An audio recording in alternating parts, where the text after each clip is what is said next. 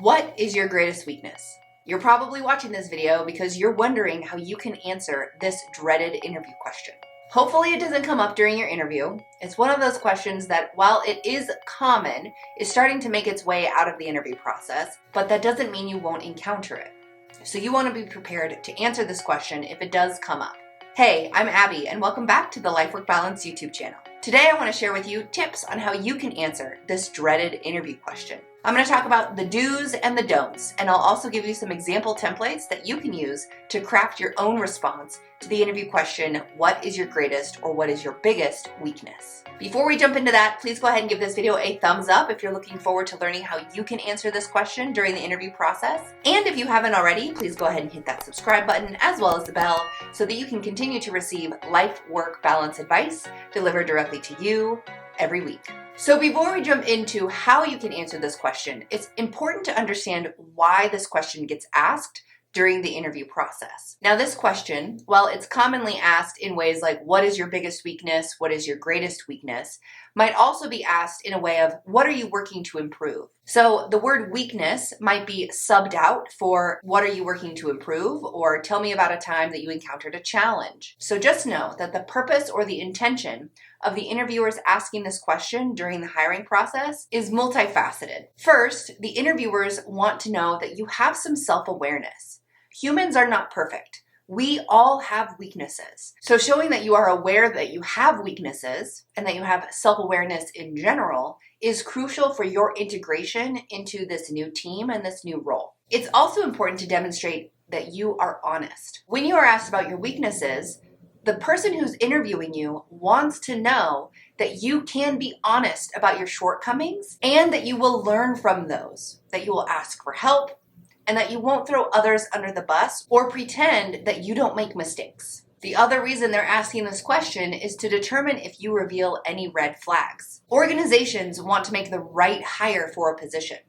It can cost them a lot of time and money to hire the wrong person into the role. So if you reveal something in your answer to this question about weaknesses that indicates that you're not going to be a good fit for the position, they'd rather know now during the interview process than 6 months down the road. So ultimately, your answer to this interview question about weaknesses should show or demonstrate that you have self-awareness, that you are honest both with yourself and with others, and that you are not going to be a bad hire for this organization.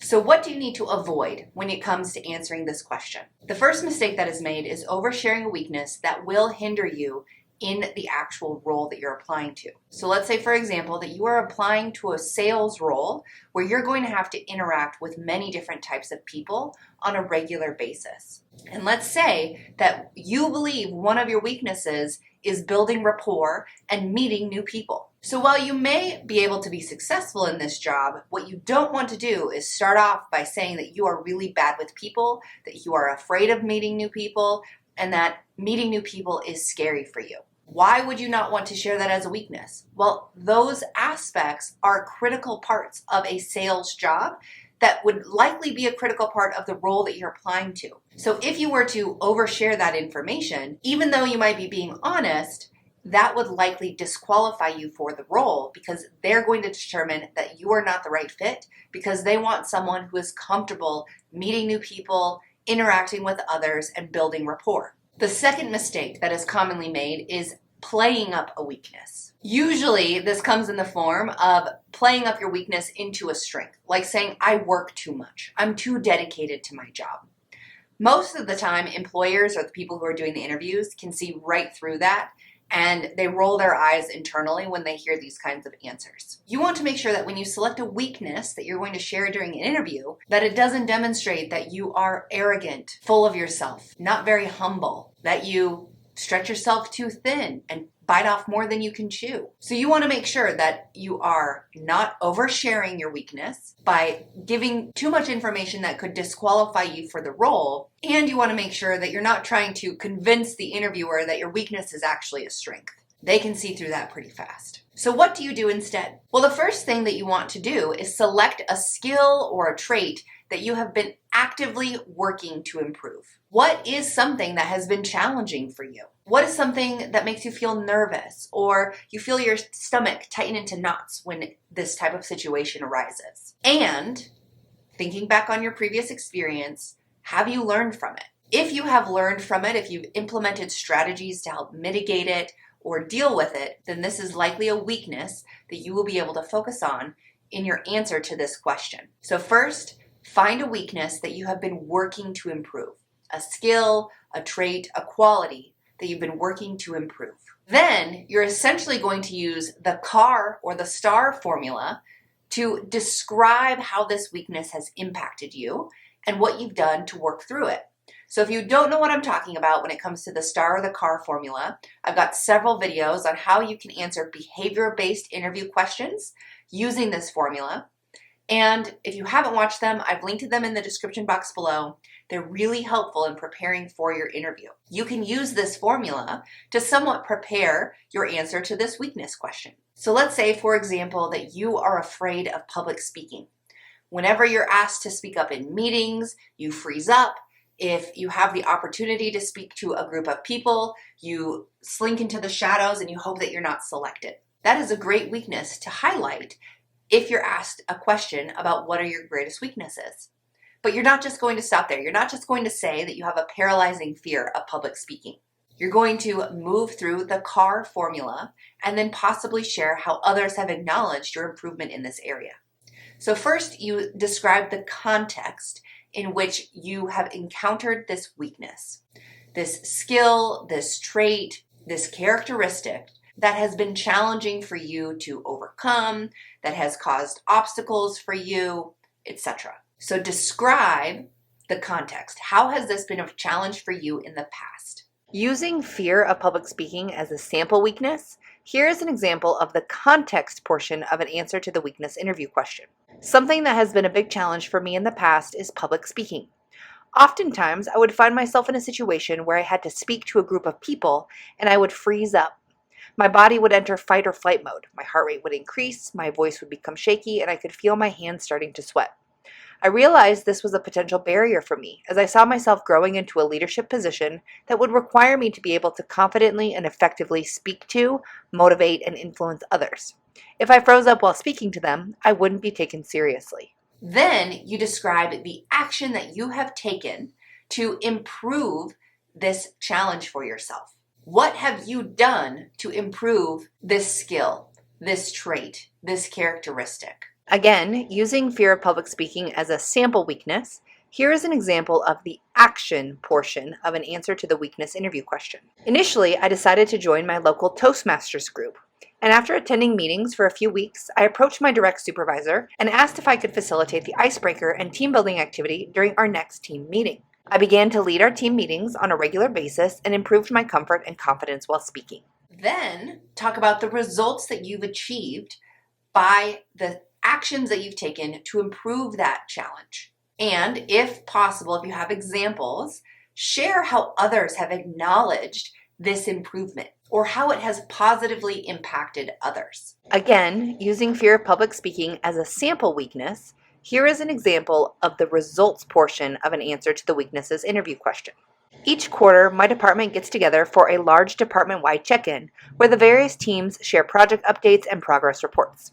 I felt confident enough after my Toastmasters practice and team meeting facilitations to volunteer to share our team updates during this department-wide meeting. I was able to effectively and confidently convey the team updates to a group of over 50 people without freezing up or feeling like I was entering fight or flight. And now I actively seek out and volunteer to lead meetings and group discussions. So what's great about using this type of formula to describe your greatest weakness is that it allows the interviewer to see that you have self-awareness, you have drive to improve yourself, so you are also self-motivated, and that you are not afraid to step out of your comfort zone to grow personally and professionally.